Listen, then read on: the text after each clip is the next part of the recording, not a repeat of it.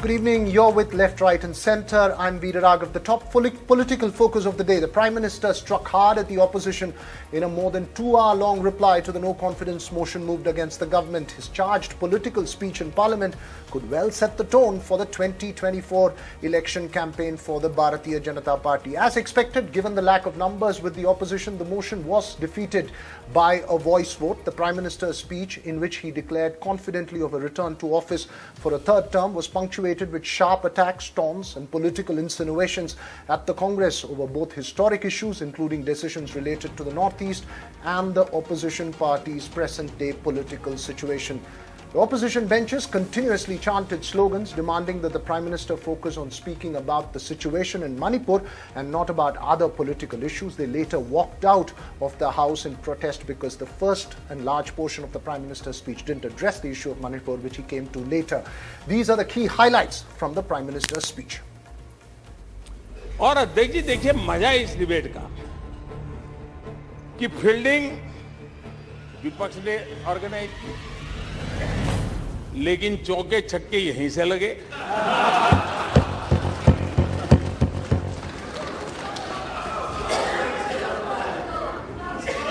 और विपक्ष no confidence motion पे नो बॉल पर ही करते आगे चलता जा रहा है। इधर से सेंचुरी हो रही है, उधर से नो बॉल हो रहे हैं। अविश्वास प्रस्ताव हमारी सरकार का फ्लोर टेस्ट नहीं है, मैंने उस दिन कहा था, बल्कि ये उन्हीं का फ्लोर टेस्ट है, ये मैंने उस दिन भी कहा।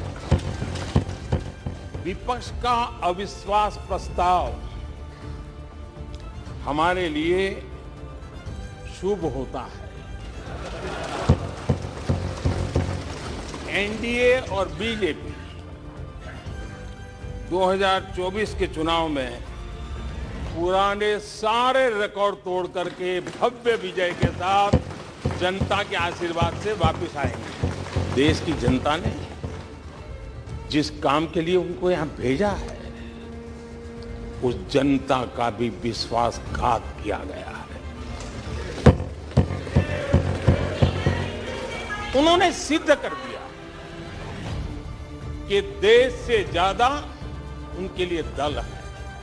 आपको गरीब के भूख की चिंता नहीं है, सत्ता की भूख, यही आपके दिमाग पे सवार है। आपको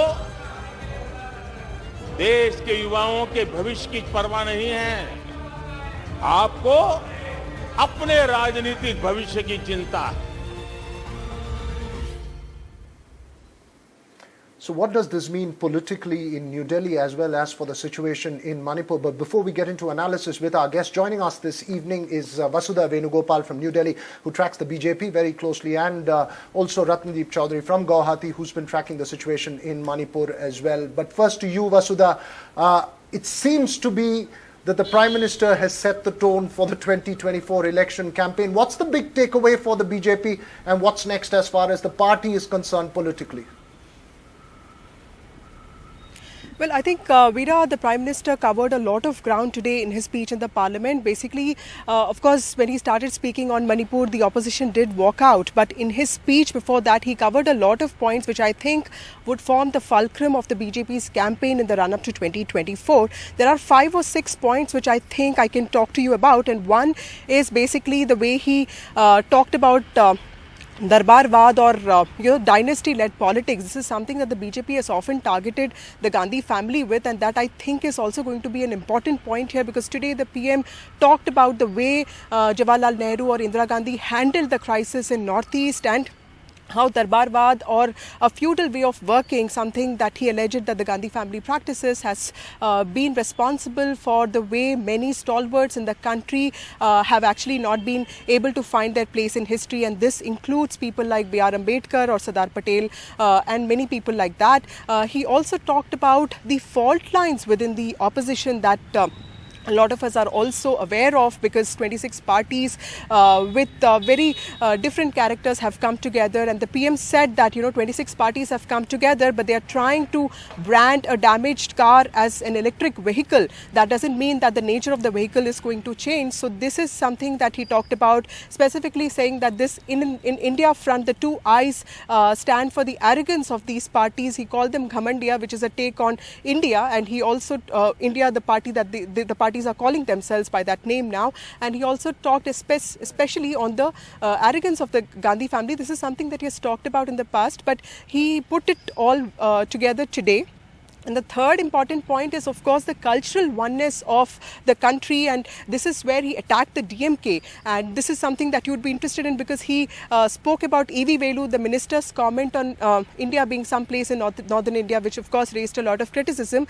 The Prime Minister said that Tamil Nadu is a place that has given birth to a lot of Bhakti traditions and has actually given birth to a lot of leaders and icons like APJ Abdul Kalam or Rajaji or for that matter, even Kamaraj. And, ministers should be careful while talking about it. And so cultural oneness is something that the Prime Minister talked about today, the North-South divide. This is going to be important in the run-up to 2024. Of course, what I think is the most important thing is also the way he reprimanded the opposition for not coming up with a formidable narrative to counter his governance, or for that matter, even to give him some sort of constructive feedback. This probably was his attack also on Rahul Gandhi, which he made it very clear about, and he's talked about many of the statements that he made, including Lanka that was not burnt by Hanuman. He said it was burnt by arrogance, and that is probably what led to the Congress party falling to 44 seats. So he basically talked about this incompetence of the opposition, and also the inability to understand social aspirations. Yeah. Right, Vasudha, what about the substantive takeaway as far as Manipur is concerned? I believe we've lost the line with Ratnadeep as well. Is there anything significantly substantial that one can take away as far as the Manipur situation is? I understand that the political impact that you're pointing out is very important. Perhaps the opposition gifted the Prime Minister this platform, as the Prime Minister mentioned in his own speech, saying that opposition is throwing no balls after no balls. But what about the fundamental political situation in Manipur? How do we construe what the Prime Minister has said as far as ground realities there and in terms of going forward there? See, I think the Prime Minister was very confident and optimistic and hopeful while talking about Manipur. At the same time, he was not aggressive. His speech on Manipur was towards the end, and he made it very clear that he was taking off from what Amit Shah spoke yesterday. The Home Minister actually gave a 2-hour long speech on Manipur yesterday. A large part of it was dedicated to Manipur, and he said that Manipur is a state that he has travelled extensively. Northeast is Jigar ka tukda. That is what he said. It's very important for his government, and it is his personal commitment and also his government's commitment to ensure that peace and progress returns to Manipur. And he said that he was very optimistic of a solution coming to the fore very soon. And for this, he also talked about opposition parties also joining hands with the government and thinking about exploring possibilities of a solution. And here in this regard, he talked about the Congress's sort of like handling of unrest in the northeast region, and he in fact very openly blamed the Congress for the kind of unrest that has happened in this northeast region. And he said ever since he has sort of taken over as PM, he has actually given this region a lot of thought, and that is something that he said. And taking off from what Amit Shah said, he has already met the cookie groups yesterday. So both Prime Minister and Home Minister seemed quite hopeful of some sort of solution, of a settlement coming to the fore very soon. Right, that would be very important to look forward to in terms of what tangible steps are. Obviously, politics and political divide is what dominated this entire conversation in Parliament in terms of national focus. So did the opposition actually hand the BJP a platform to launch an offensive? Remember, till now, the opposition seemed to have had some kind of an offensive going with the formation of an alliance. Joining us this evening, seasoned political commentators and senior journalists Neerja Chaudhary, Aditi Fadnes, Amitabh Tiwari, as well as my friend Manisha Priyam, all of them joining us this evening. But my first question to all the panelists, and let me start with you, Neerja. The objective of bringing this no confidence motion, given that the opposition didn't have the numbers, was to put the Prime Minister on a spot as far as Manipur is concerned in Parliament. Given that, would it be fair now to assess that the opposition strategy was flawed and it's backfired and it gave the Prime Minister and the government instead a platform to take the offensive? Look, the opposition had a very strong issue in its hands. And what had happened to the women of Manipur, we will take a long time to live down as a country. But today it became an unequal battle. I think the ruling side turned the tables on the opposition, both with Amit Shah yesterday going into the history of the area, Manipur, why the government had done or not done certain things. It took 2 hours to make that case. And today the Prime Minister, in a very rhetorical way, using the opportunity to showcase the achievements of his government, as also to mount a blistering attack on the opposition generally, and the lines of the BJP strategy vis-a-vis 2024 elections began to be clear, because the Prime Minister not only attacked India, but more particularly the Congress party, and within the Congress party, the Gandhi family, and of course Nehru, Indira Gandhi by name. And then within the Gandhi family, he referred to Rahul Gandhi. So the attempt is again to make it a Modi versus Rahul battle. But I think the opposition could have done better in, mobilizing examination and attack. I think there could have been greater coordination for all the handicaps they were working under. And Rahul Gandhi, I found, was not as effective as we had expected. Important point that you make there, Leader Chaudhary. Let me go across now to Manisha Priyam. Manisha, was the strategy flawed to bring in the no confidence motion? Because so far, with the India alliance formation, there was a sense of the opposition gaining an offensive. Has that changed today? I do believe that the whole strategy of the no confidence motion has not been able to either focus the debate of both houses of parliament on the Manipur issue, which is very, very important. So I think calling attention motions, specific issue raising in both houses of parliament would have led to a greater focus on the discussion on Manipur. There have been general statements of solace coming from the Prime Minister himself, calling the Northeast his jigar ka tukda. I remember Mahamaya Prasad called the youth in Bihar his jigar ke tukde. It means a lot. But I think there was a certain verbosity in talking about the political history of this country, talking about Lohia's critique of the Congress's, ignoring the Northeast as if it were a piece of geography akin to a stepchild. So in a sense, driving a wedge between Lohia's known anti-Congressism and the current followers of Lohia having become one with the Congress party. So a stringent attack on all of those who in the name of socialism or in the name of being Lohiites, today seek to align themselves with the Congress. And of course, a front and center attack on the Congress party, very personalized comments also. For example, the one that said, कि उनके दिमाग की हालत तो पता ही थी, अब उनके दिल की हालत भी पता चल गई.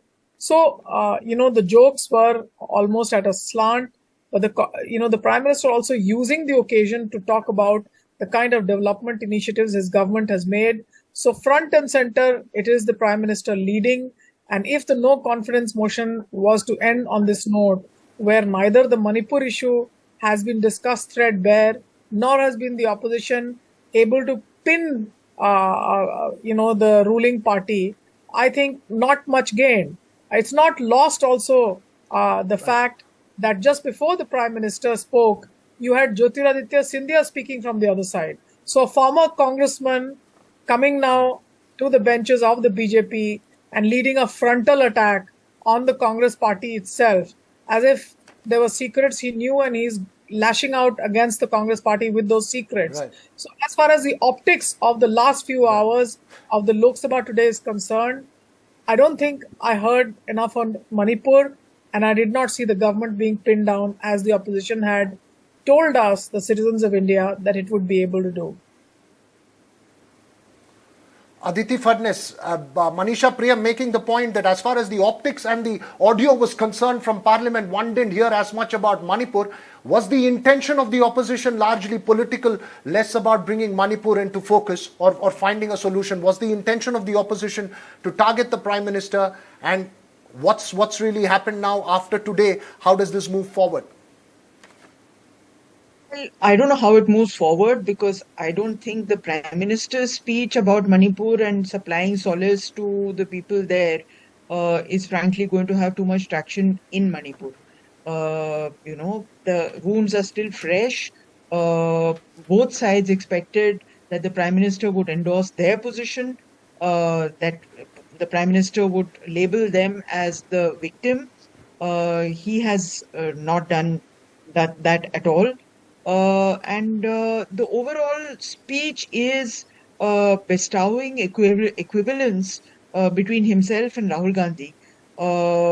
So if the India alliance was expecting that their lack of leader would be an indication of their selflessness in coming together and not projecting a Prime Minister for the power, I think today's speech by the Prime Minister has more or less sort of settled the issue that his rival or his person on the other side is Rahul Gandhi. It was disappointing about Manipur because the Prime Minister left with the sentence that Manipur से और भी गंभीर समस्याएं भारत के सामने हैं. Frankly, I can't see any more gambhir samasya than what is happening in Manipur today. That's right. Manipur gets washed out in the political divide here. Amitabh Tiwari, your takeaway. See, if the intention of the opposition was to have a debate on Manipur, then of course it is clearly visible that the no confidence motion was not a correct strategy. So many opposition leaders themselves were not very well prepared on Manipur, except Gaurav Gogoi and one or two more, while Amit Shah gave a comprehensive reply on the Manipur issue. Now, what the opposition perhaps lacked was a good orator in chaste Hindi. That is clearly the opposition lacking in the Lok Sabha. Now see, when the numbers are significantly stacked against you, 2/3 votes in favor of NDA, if there were votes, the opposition is bound to get very less allocation to speak. Now, when the opposition leaders are speaking on a no confidence motion, strategically, they would attack the government. That's fair on them. But since the ruling party has a significantly higher allocation of the time, it is not only being able, or it is visible that they were able to douse the attacks, they were able to launch a counter attack on the opposition, highlighting their failures in the last 70 years. They were able to list their achievements.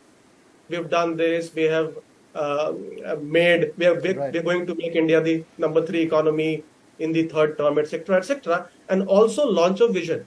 So in terms of content, if you see, if anybody is watching the debate consistently for 3 days, he sees that the opposition is only perhaps attacking, whereas the ruling party has covered a wider array of issues, not only negated the criticism on Manipur, but also made brownie political points going into the Lok Sabha in 2024.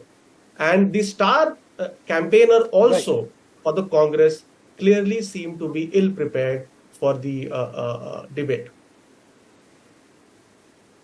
Right. Let me take one more point to Neerja now. In terms of whether the focus of this issue was Manipur or was it the Prime Minister from the start of this conversation in Parliament, was there something that could have been decisively different that the opposition could have done in terms of strategy to keep the focus on Manipur, A? And B, is this also a lesson for the opposition that when you train and focus on Narendra Modi, you tend to miss out on the big issues and often lose the offensive as we've seen in the past? Neerja. Look, the fact that the opposition went in for a no confidence motion against the government of Narendra Modi, against his governance and delivery, then you're opening the whole field to whole lot of issues. It's no longer Manipur. But the reason why they went in for a no confidence motion was to compel the Prime Minister to speak in Parliament, and they had made this into an issue that the Prime Minister had not said a word nor gone to Manipur. So at one level, the idea was to force the Prime Minister on Manipur, and yet the issue was wide enough, and the Prime Minister used it to the hilt to turn the tables on the opposition by showcasing the achievements of his government, and as I said earlier, launching a vitriolic attack, very, very sharp. One hasn't seen in recent time this kind of a sharp attack in Parliament on the opposition as the Prime Minister did mount today, and I think it's a foretaste of things to come in the run-up to the 2024 battle.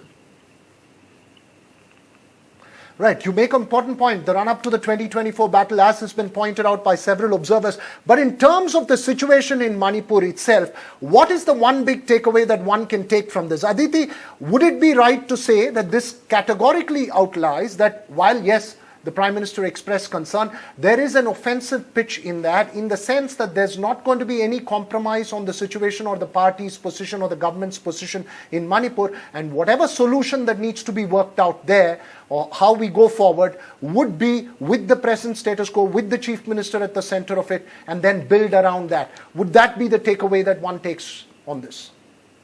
I think that's very, very clear that we have done nothing wrong. We tried to solve the problem, that the Chief Minister is not responsible for what happened there.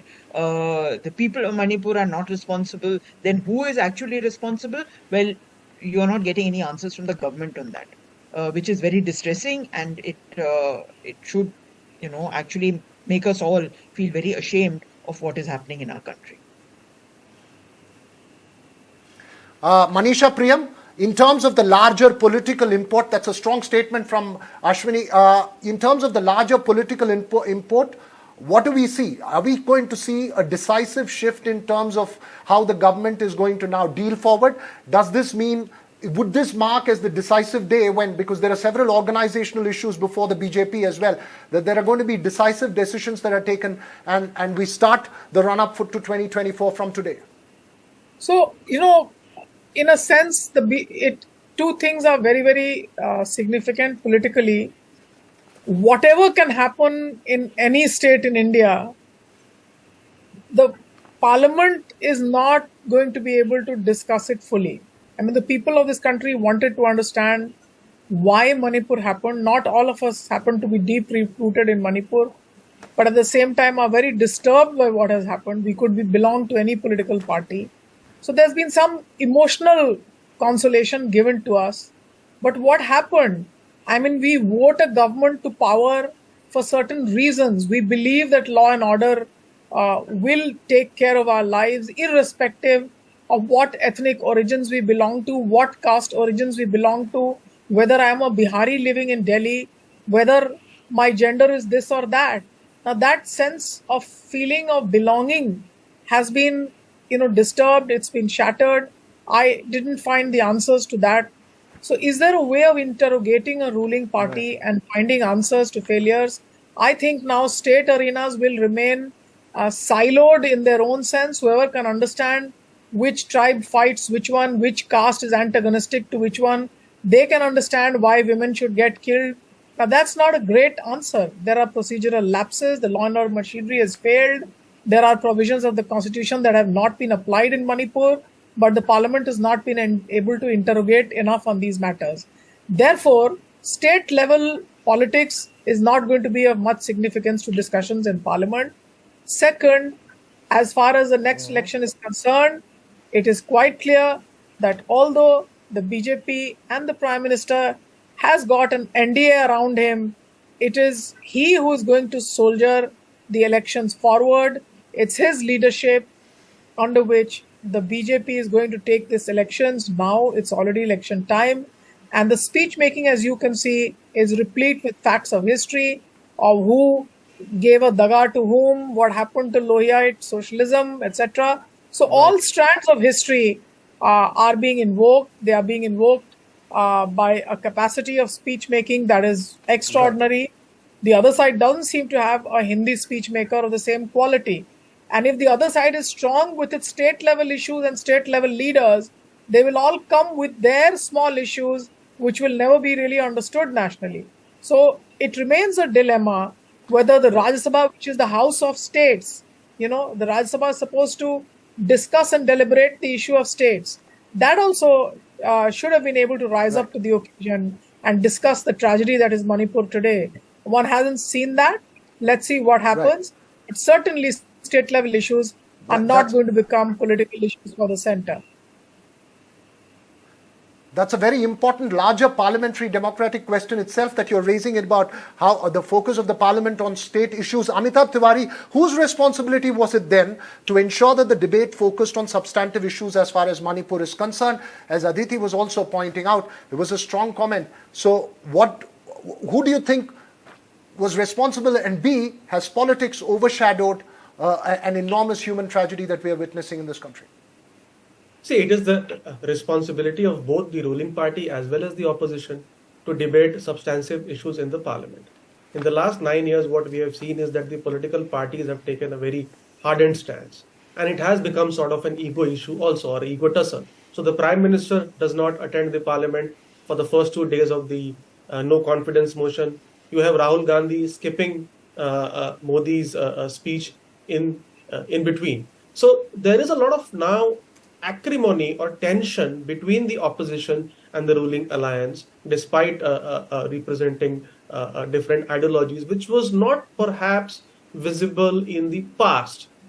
And it might also be a result of the absolute power which the Modi government enjoys in terms of sheer numbers, because the opposition does not have a say on many issues in the parliament, even if it brings up certain issues. The numbers do not back it. So it's become very difficult for the parliament to discuss issues of public importance, and I think both the parties are now are responsible, and they need to lower the guard and some sort of compromise from the senior leadership of both the parties or both the groups now need to sit together and see that the parliament now functions in a better manner and substantive issues are discussed. Okay, that's an important question. 10 seconds each. We are in the last minute of this program. Key takeaways, A, for the opposition. One key takeaway for the opposition from today and one key takeaway for the government. Starting with you, Amitabh Tiwari. Just 10 seconds. Strategize better is the key takeaway for the opposition, and for the government is that they should not be overconfident, and because anything could happen. The key issue is what is the impact the speeches made by Rahul and Modi on the neutral voters or the swing voters, which represent a higher share of the population. Okay, Neerja. No, I didn't get your question, sorry. I didn't get, there was distortion. Can you repeat your question? Key takeaway, one key takeaway for the opposition, one key takeaway for the government after today. 10 seconds. Yeah, the key takeaway for the opposition is they need to do much more work, better strategy. They could have, put the government on the mat saying, should not an all-party delegation go to Manipur to open dialogue with both sides, and let the government say no. But they should have come out with better strategy. Okay. As for the government, they need to answer more specifically what they're going to do in Manipur to defuse the situation and to resolve this division that's come up there. Because it's too important a state. Northeast is very important for the rest of India. Right. We are completely out of time. Very quick last word from you, Manisha Priyam and Aditi. So as far as the the opposition is concerned, they certainly need a tall, seasoned and above middle age political leader who can speak with a sense of history and also in Hindi, apart from other regional languages. That's extremely important. Bring in the sense of his history and counter all the historical arguments that are being placed before the people. And for the ruling party, they need to win more state elections. They win the parliament, they win the debates in the parliament, but states is where they're Last 5 seconds, Aditi. Last He's 5 made better seconds. speeches in the past. I've heard better speeches from the Prime Minister in the past. So maybe he was somewhat on the defensive today. And certainly the opposition needs to get its act together. Right. Thank you all so much for joining us this evening. We'll keep this conversation going. Also, our focus on Manipur continues. That's all we have time for on this bulletin.